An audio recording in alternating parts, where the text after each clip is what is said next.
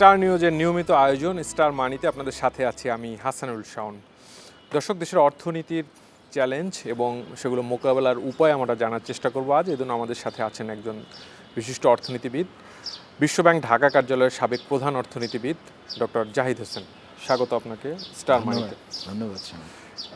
এই মুহূর্তের সংকটের কথা বা চ্যালেঞ্জের কথা যদি আমরা বলি, বিশ্বে মধ্যপ্রাচ্যের একটা অস্থিরতা চলছে, যুদ্ধ অবস্থার মধ্যে তেল সহ অনেক পণ্যের এবং সেবার দাম ঊর্ধ্বমুখী এবং তেলের সরবরাহেরও এক ধরনের সংকট তৈরি হয়েছে, যেহেতু হরমুজ প্রণালী এক ধরনের নিষেধাজ্ঞার মধ্যে আছে। তো আমরা আমাদের দেশে সাধারণ মানুষের জীবনে এর একটা ইম্প্যাক্ট দেখছি। অনেক পেট্রোল পাম্প বন্ধ, সরবরাহ কিছুটা ঘাটতি আছে। সরকার তার জায়গা থেকে চেষ্টা করছে সরবরাহ স্বাভাবিক রাখার, পাম্পগুলোতে দীর্ঘ লাইন জ্বালানি তেলের জন্য। আলটিমেটলি এর ইম্প্যাক্ট তো আসলে অনেক সেক্টরে গিয়ে পড়বে। তো এই মুহূর্তে আসলে আমাদের মতো দেশের করণীয় কি আছে? সংকটটা যদিও আগে থেকে ধারণা করা হচ্ছিল যে ইরানের সাথে একটা যুদ্ধর মতো অবস্থা হতে পারে, কিন্তু আলোচনার মাঝখান দিয়ে হঠাৎ করে যুদ্ধটা শুরু হয়ে যায়। এটা আকস্মিকভাবেই এসছে বলতে হবে। মানে এটার জন্য আগাম প্রস্তুতির কোনো সুযোগ ছিল না। এই মুহূর্তে দুই জায়গায় আমাদের ঝুঁকিটা অনেক বেড়ে গেছে। জ্বালানির নিরাপত্তা, যেটা একদিকে তো পেট্রোল পাম্পে দেখছেন যে প্যানিক বাইং শুরু হয়েছে, আবার অন্যদিকে তেল, গ্যাস এর উপর তো উৎপাদনের অনেক খাত সরাসরি নির্ভরশীল, বিশেষ করে বিদ্যুৎ। সেইখানে জ্বালানির নিরাপত্তাটা নিশ্চিত করা দুই দিক থেকে, একটা হলো সাপ্লাইটা, যেই বিকল্পগুলি এখনও খোলা আছে। এখন হরমুজ প্রণালীতে যে সমস্ত জাহাজ আটকে গেছে, সেগুলো যদি বাংলাদেশ পতাকাবাহী জাহাজ হতো তাইলে হয়তো ইরানের সাথে একটা আন্ডারস্ট্যান্ডিং করে সেগুলো চলাচলের একটা ব্যবস্থা করা যেত। কারণ তারা ইন্ডিয়ার ক্ষেত্রে করেছে, চায়নার ক্ষেত্রে করেছে, জাহাজ চলেছে। আমি যত শুনেছি যে আমাদের কিছু জ্বালানি জাহাজ যেগুলো আছে সেগুলো আবার যুক্তরাষ্ট্রের পতাকাবাহী জাহাজ। তো ওইটা হলে তো ওইটা ছাড় পাওয়া খুব কঠিন হয়ে যায়। কাজেই ওইখানে যেটা আজকে আটকে আছে সেটার উপর ভরসা করার এখন যৌক্তিক হবে না। এলএনজির ক্ষেত্রে আমরা তো গালফ নির্ভর ছিলাম। কাজেই গালফ থেকে এখন তো ওখানে বোমাবাজির কারণে উৎপাদন ক্ষমতাও প্রায় 15% মতো কমে গেছে, যেটা একটা দীর্ঘমেয়াদী ইম্প্যাক্ট হবে। কাজেই গালফের উপরে নির্ভরশীলতা কমাইতে হবে। এখানে আমাদের একটা নতুন সুযোগ এসছে, সেটা হলো যে যুক্তরাষ্ট্রের সাথে আমরা যেই বাণিজ্য চুক্তিটা করেছি, সেখানে যুক্তরাষ্ট্রই একটা শর্ত চাপিয়ে দিয়েছিল যে আগামী 15 বছরে প্রতি বছর অন্তত $1 বিলিয়ন এলএনজি যুক্তরাষ্ট্র থেকে কিনতে হবে। তখন আমাদের কাছে মনে হচ্ছিল যে এটা আমাদের ঘাড়ে অতিরিক্ত বোঝা, কারণ আমাদের বিকল্প যেটা গালফের এলএনজি, এটা যুক্তরাষ্ট্রের সাথে মূল্য প্রায় 15-20% কম। আচ্ছা, আমরা বেশি দাম দিয়ে কেন যুক্তরাষ্ট্র থেকে কিনবো? কিন্তু এখন যেহেতু গালফ থেকে এলএনজি সরবরাহটা সম্ভব না, এখন তো এটা আমাদের জন্য একটা সুযোগ। যে এই চুক্তির অধীনে এলএনজি $1 বিলিয়ন কেন, আমাদের অতিরিক্ত যেই প্রয়োজন আছে সেটাও যুক্তরাষ্ট্র থেকে কেনার উদ্যোগ নেওয়া যেতে পারে। এবং অন্যান্য যে সমস্ত এলএনজি সরবরাহ সোর্স আছে, এখন ধরেন চায়নাতে তাদের স্ট্র্যাটেজিক রিজার্ভ প্রচুর আছে, যদিও তারা সেটা ছাড়ছে না এবং তারাও ওই গ্যাস তেল এক্সপোর্টের উপরে নিষেধাজ্ঞা বসিয়েছে, কিন্তু দ্বিপাক্ষিক আলোচনার মাধ্যমে সেখান থেকে মানে চেষ্টা করতে তো হবে। তো সেটা সাপ্লাই সাইডে।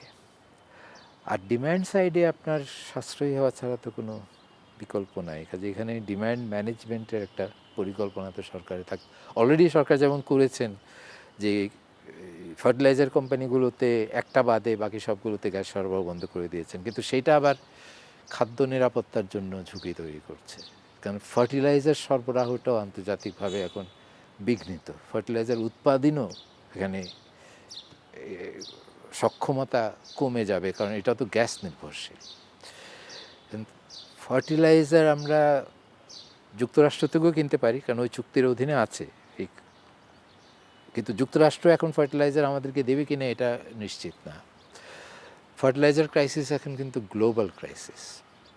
কাজেই আমাদেরকে আভ্যন্তরীণ গ্যাস ব্যবস্থাপনায়, বিশেষ করে এই যে এখন চাষের মৌসুম, তো এখন তো এই মৌসুমে দেশীয় ফার্টিলাইজার উৎপাদন বাড়াতে গেলে গ্যাসের অন্যান্য ব্যবহারগুলি তো কমাতে হবে। তো সেখানে রেশনিং সিস্টেমটা যেটা বর্তমানে বিশেষ ব্যবস্থায় চালু করা হয়েছে, সেটাকে আবার উৎপাদনের প্রয়োজন বুঝে নতুন করে সাজাতে হবে। কিন্তু এখানে ডিম্যান্ড ম্যানেজমেন্ট আর সাপ্লাই নিশ্চিত করা, যেগুলো পথ খোলা আছে সেগুলোর মাধ্যমে এই ধরনের সংকটকালেতে এছাড়া আর কোনো বিকল্প নয়।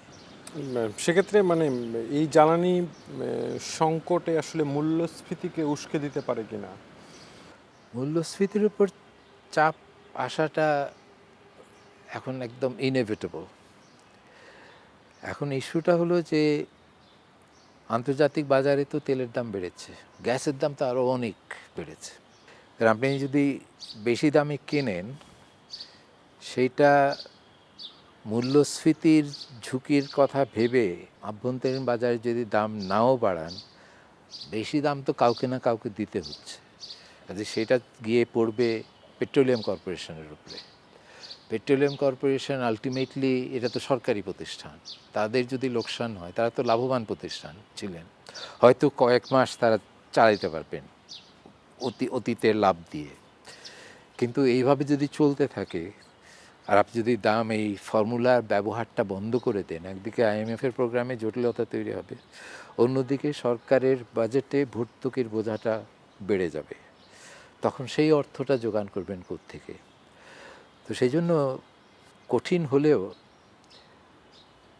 অন্যান্য দেশগুলো যেমন দাম অ্যাডজাস্ট করছে, এবং সেই দামের অ্যাডজাস্টমেন্টের ফলে নিম্ন আয়ের পরিবারদের উপর যেই চাপটা তৈরি হচ্ছে, সেটার জন্য তারা বিকল্প ব্যবস্থা নিচ্ছে। তো ওই ধরনের কর্মসূচির কথা ভাবতে হবে, কারণ সরকারি বাজেটে ভর্তুকি বাড়িয়ে বেশি দামে তেল কিনে কম দামে বিক্রি করা, এটা তো কখনো সাস্টেইনেবল হবে না। কাজে মূল্যস্ফীতির যে ঝুঁকি, এটা তো অলরেডি 9-এর উপরে ছিল, এখন আরও 2 অঙ্কে যাবে, এটা ধরেই নিতে পারেন। আপনি আইএমএফের ঋণের কথা বলছিলেন, এই শর্তের কিছু শর্ত নিয়ে বলা যায় যে কিছুটা অস্বস্তিতে এখন বাংলাদেশ। রাজস্ব খাতের যদি আমরা দেখি, রাজস্ব আদায়ের প্রবৃদ্ধি বা কিছু সংস্কার, ব্যাংকিং খাতে খেলাপি ঋণ সহ কিছু ইন্ডিকেটর, কিছু আইনের পরিবর্তন হওয়া, মানে সব মিলে মানে আপনাদের মতামত কি আসলে? মানে আমরা কি সংস্কারগুলো এগিয়ে নিতে পারছি না, নাকি এই শর্তগুলো বাস্তবায়নের মতো বাস্তবতায় এই মুহূর্তে আমরা নেই? এইগুলো ধরেন, এখানে ব্যাংকিং খাতে যে আইএমএফের কর্মসূচিতে যে সংস্কারগুলি কথা বলা হয়েছে, সেগুলো অনেকগুলোই কিন্তু বাস্তবায়ন হয়েছে। রেগুলেশনের ক্ষেত্রে এনপিএল এর স্বীকৃতি, তারপর প্রভিশনিংয়ের ক্ষেত্রে যে সমস্ত মানদণ্ডগুলি আছে, আর এই রিলেটেড পার্টিদের ঋণ দেওয়ার ক্ষেত্রে যে সমস্ত রেগুলেশনগুলি আছে এবং এটার স্বচ্ছতা বাড়ানো, এগুলো অনেক সিদ্ধান্ত বাংলাদেশ ব্যাংক গত 1.5 বছর ধরে নিয়েছে এবং বাস্তবায়নও শুরু হয়েছে। যেখানে প্রোগ্রামটা আটকে গেছে সেটা হলো রাজস্ব আদায়ের জন্য একটা কোয়ান্টিটেটিভ পারফরমেন্স ক্রাইটেরিয়া, যেগুলো সবচেয়ে বেশি গুরুত্ব পায় আইএমএফ প্রোগ্রাম চালু থাকার ক্ষেত্রে। সেখানে যে টার্গেটটা ছিল সেটা আমরা অর্জন করতে পারি নাই। কাজে এই প্রোগ্রামের পরবর্তী কিস্তি পেতে হলে ওইটার থেকে একটা অব্যাহতি লাগবে। তো সেই অব্যাহতি আমার মনে হয় বর্তমানে এই পরিবর্তিত পরিস্থিতি বিবেচনা করে সেই অব্যাহতি পাওয়াটা খুব একটা কঠিন হবে না। কিন্তু অব্যাহতি পেতে গেলে তারা যেটা জানতে চাইবে, যে কারণে রাজস্ব আদায় বৃদ্ধি লক্ষ্য অর্জিত হয় নাই, সেই কারণগুলো অ্যাড্রেস করার জন্য সরকারের ভবিষ্যৎ পরিকল্পনাটা কী। এবং এপ্রিল মাসে যে মিটিংটা হতে যাচ্ছে ওয়াশিংটনে, সেখানে অর্থমন্ত্রী যাবেন, গভর্নর যাবেন, অর্থ সচিব যাবেন,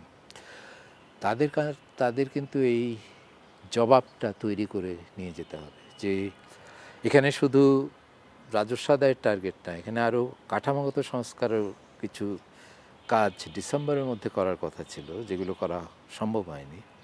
তার মধ্যে একটা বড় গুরুত্বপূর্ণ কাজ ছিল বাংলাদেশ ব্যাংক অর্ডারের কিছু সংশোধন, ব্যাংক গভর্নরের নিয়োগ, অপসারণ, এই ধরনের আপনার ব্যাংক কোম্পানি আইনের কিছু সংশোধন ছিল, যেগুলো সিদ্ধান্ত হয়ে গেছে কিন্তু বাস্তবায়নের ক্ষেত্রে অসম্পূর্ণতা রয়ে গেছে, আর কিছু সিদ্ধান্তই হয়নি।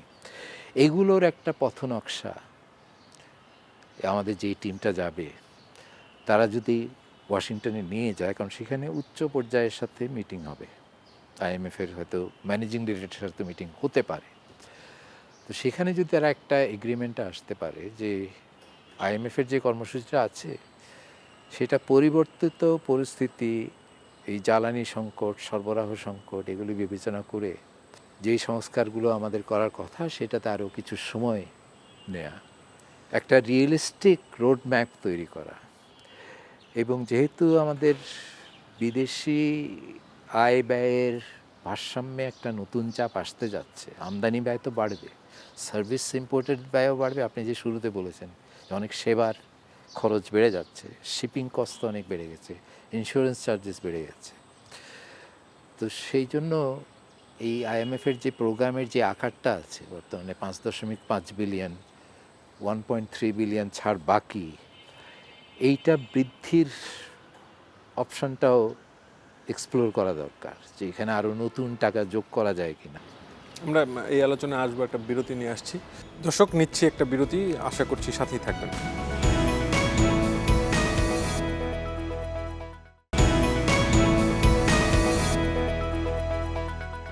দর্শক, বিরতির পর আবারও আমন্ত্রণ, আপনারা দেখছেন স্টার মানি। আমরা আবারও ফিরছি আলোচনায়।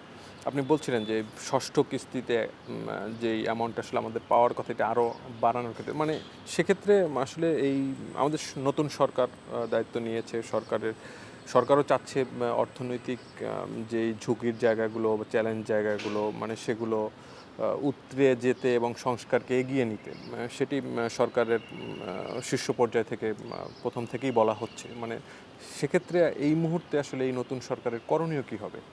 এখানে করণীয়র মধ্যে ইমিডিয়েটলি আইএমএফ প্রোগ্রামের মেয়াদ বৃদ্ধি এবং আকারের বৃদ্ধি, এবং সেই জন্য প্রোগ্রামে যে সমস্ত সংস্কার কর্মসূচিগুলি আছে যেগুলো এখনও অসম্পূর্ণ অবস্থায় আছে, সেইগুলো কিভাবে কবে শেষ হবে সেটার একটা পথনকশা তৈরি করা। সে তো আইএমএফ প্রোগ্রামের গেল, কিন্তু এই ছাড়াও তো আমাদের বৃহত্তর কর্মসূচি হাতে নিতে হবে, এবং সেটার যেই মুহূর্তটা আসতেছে সেটা তো হলো অর্থবছর 27-এর বাজেটের কাজ তো অলরেডি, রুটিন কাজগুলো তো এখন হয়ে গেছে।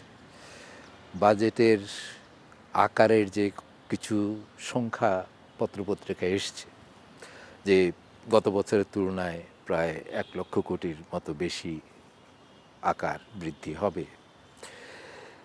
তো সেই এখানে শুধু যে আয় ব্যয়ের হিসাব তো না, আয় ব্যয়ের হিসাবের সাথে নির্বাচনী অঙ্গীকারগুলোকে মেলানো, এবং বাজেটের তো একটা মুহূর্ত যেটা প্রতি বছরই আসে, যখন সরকার তার বাজেট বছরে সংস্কার কি কি কর্মসূচি হাতে নেবে, কি কি কাজ করবে, সেইটার একটা বর্ণনা সেখানে দেন।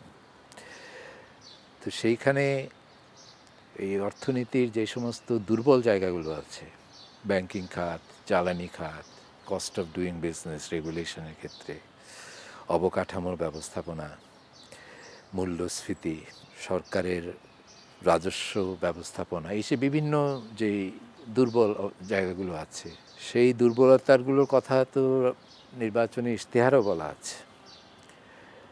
এবং সেখানে আমরা যদি প্রথম দিক থেকে শুরু করি, যে একটা অঙ্গীকার করা হয়েছে যে আমাদের অর্থনীতি অনেক ঋণ নির্ভরশীল হয়ে গেছে, কাজেই নতুন সরকার ঋণ নির্ভরশীলতা কমানোর চেষ্টা করবে। সে ধরনের বাস্তবতায় কি আমরা আছি আসলে এখন? সেই বাস্তবতাটা খুব কঠিন বাস্তবতা, কারণ অন্যদিকে আবার অনেক নতুন প্রতিশ্রুতিও দেওয়া হয়েছে যেগুলো ব্যয় বৃদ্ধি করবে। ঋণ নির্ভরশীলতা কমানো মানে এই না যে আমরা কোনো ঋণ নেব না। আমি যদ্দূর ঋণ নির্ভরশীলতা কমানোর আইডিয়াটা বুঝি, সেটা হচ্ছে যে যেই ঋণগুলি আমরা নেব সেগুলোর পরিশোধ করার সক্ষমতা যাতে ওই ঋণ ব্যবহার গড়ে তুলতে পারে, সেই ধরনের কাজেই অর্থায়নের জন্য ঋণ নেওয়া হবে। তার মানে এই যে চলতি ব্যয়, এইটা অর্থায়নের জন্য ঋণ গ্রহণ করাটা যৌক্তিক হবে না, কারণ চলতি ব্যয় তো ওটা দিয়ে তো আপনার উৎপাদন ক্ষমতা বাড়ে না। তো সেই ক্ষেত্রে আমার যদি এমন কমিটমেন্ট আমি করি বাজেটে যেখানে চলতি ব্যয়টা বেড়ে যাবে, সেই তুলনায় রাজস্ব আদায় বাড়বে না।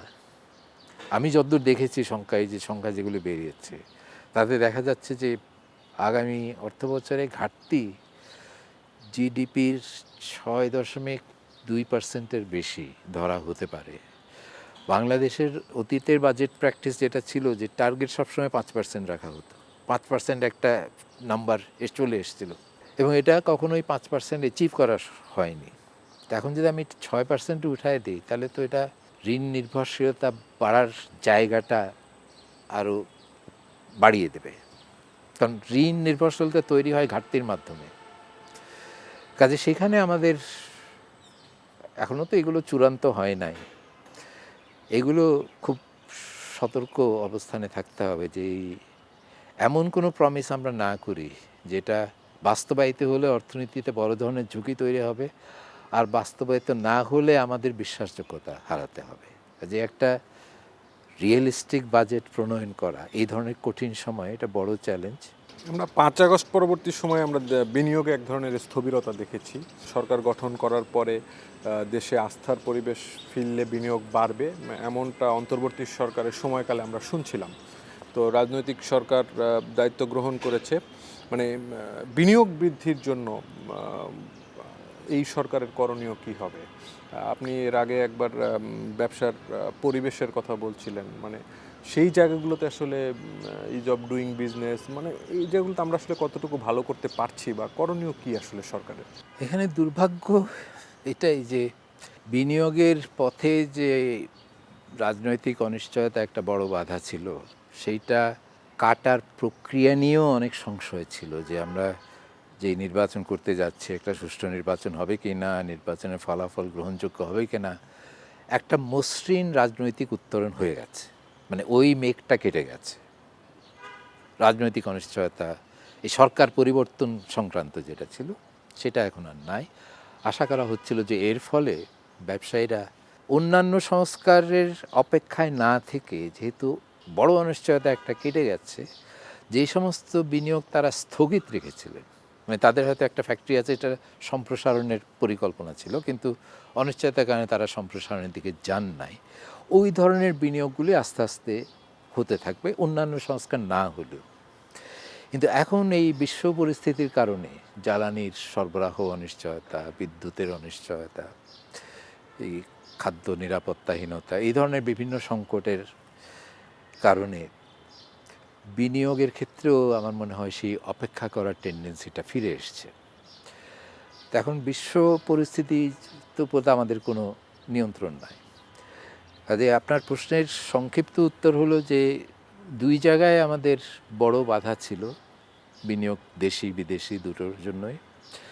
একটা হলো অবকাঠামো, যে আমি যদি একটা নতুন প্রকল্প নিতে চাই, সেটা জমি এবং যেই জায়গায় প্রকল্প করব সেখানে অন্যান্য সেবাগুলি পাওয়া যাবে কি না, পানি, গ্যাস, বিদ্যুৎ, বা আমার কর্মীরা গিয়ে ওখানে থাকতে চাইবে কি না। তো সেই জন্য আমাদের যে উদ্যোগগুলি আছে এখানে, তার মধ্যে মোটা দাগের উদ্যোগ হলো অর্থনৈতিক অঞ্চলগুলো। আগের সরকার একটা আনরিয়েলিস্টিক টার্গেট করেছিলেন যে 100টা অর্থনৈতিক অঞ্চল, তো তার মধ্যে থেকে অন্তর্বর্তীকালীন সরকার সেটাকে আরও ন্যারো করে কয়েকটা নিয়ে এসেছিলো যে আমরা 7-8টা যদি শেষ করতে পারি।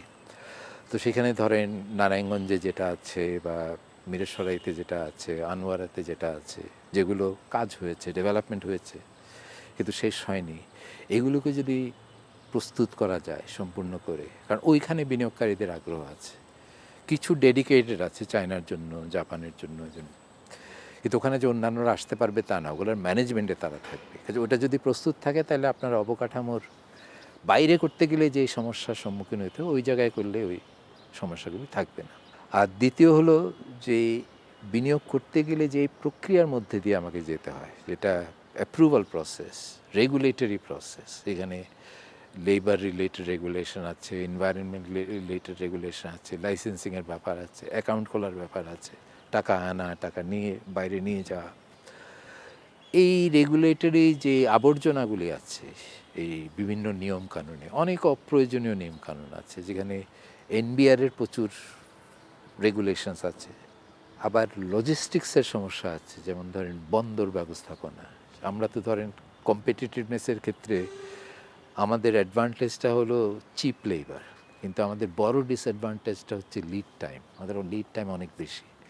তো ওইটাকে যদি আমরা কমাতে পারি, বন্দর ব্যবস্থাপনা এবং বন্দরের সাথে ফ্যাক্টরির যোগাযোগ, তাহলে বিনিয়োগের পথগুলো খুলবে এবং এই অনিশ্চয়তাগুলি কেটে গেলে তখন হয়তো আমরা আরও কিছু গতিশীলতা ফিরে পাবো।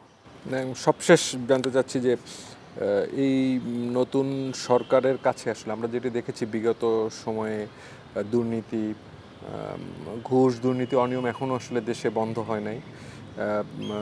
আমরা বিগত সময় দেখেছি অনেক বেশি অর্থ পাচার হয়ে গেছে দেশ থেকে।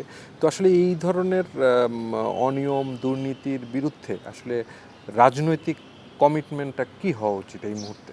কমিটমেন্টটা শুধু কথায় বললে হবে না, কারণ কথা তারা বলেছেন, ইশতেহারও বলেছেন, নির্বাচনী ক্যাম্পেইনেও বারবার বলেছেন যে zero tolerance of corruption. Zero tolerance of corruption আগের সরকারও বলতো, সব সরকারই সবসময় জিরো টলারেন্সের কথা বলেছে, কিন্তু আমরা দেখেছি যে দুর্নীতির সূচকে আমরা সর্বোচ্চ পর্যায়ে আছি। কাজে এখন কাজ দিয়ে কথাগুলো বলতে হবে, যে দুর্নীতি দমন কমিশনকে শক্তিশালী করা, তারা যাতে স্বাধীনভাবে কাজ করতে পারে, নির্মোহভাবে কাজ করা, মানে কি দল, পরিবার, পরিচয়ের ভিত্তিতে না।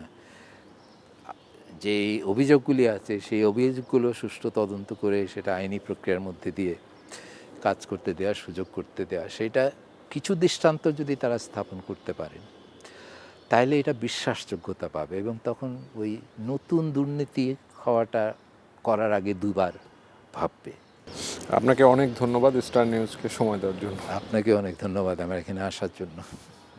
দর্শক, আজ এখানেই শেষ করছি। সবাই ভালো থাকবেন, সুস্থ থাকবেন। ধন্যবাদ সবাইকে।